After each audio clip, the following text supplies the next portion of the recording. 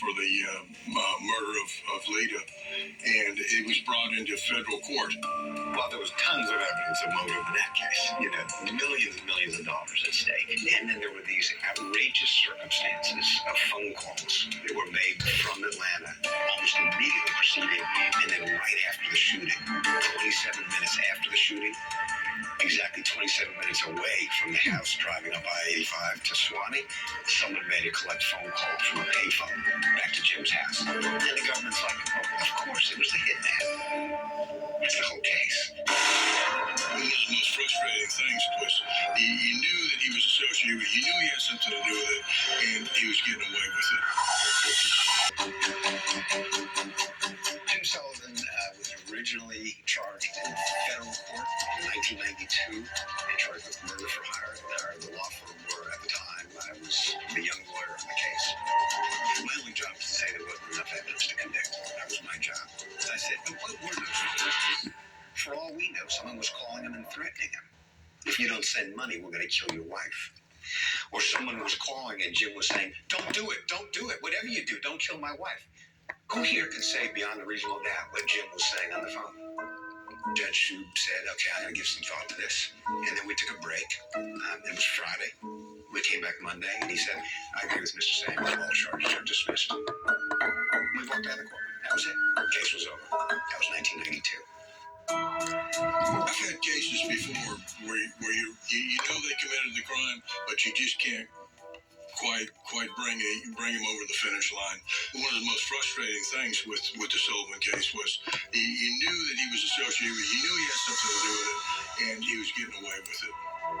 It was extremely difficult to know that Jim Sullivan slipped through the federal charges at every turn. It seemed like Jim Sullivan was like the Teflon Don. He could not be touched. The Jim Sullivan story did not end. He moved back to Florida, and he was sued by the family. The family of Lita Sullivan got a multi-million-dollar verdict. Jury believed he did it. So suddenly Jim has a multi-million-dollar debt.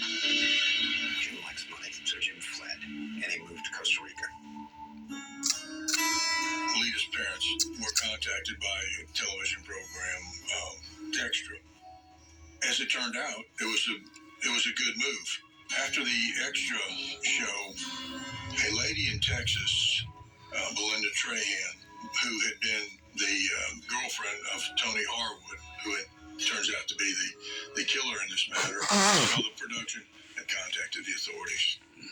Belinda Trahan told a friend of hers at this law firm where they worked, and that person told the lawyer that she worked for that she was going to meet this guy, and he was suspected of killing a woman and delivering her some flowers. That attorney mentioned it to his wife, and his wife said, I saw that show.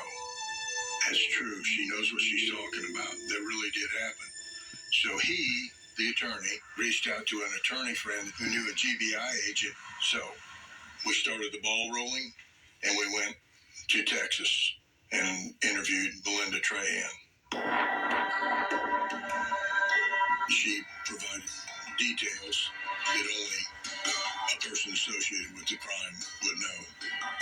We got an arrest warrant for Tony Harwood and knocked on his door. First thing he said was, I've been waiting for you boys for a long time. Wow, that's pretty good. Put him in the car, took him to the police station, and he confessed to the crime. He would not ever say that he was the gunman.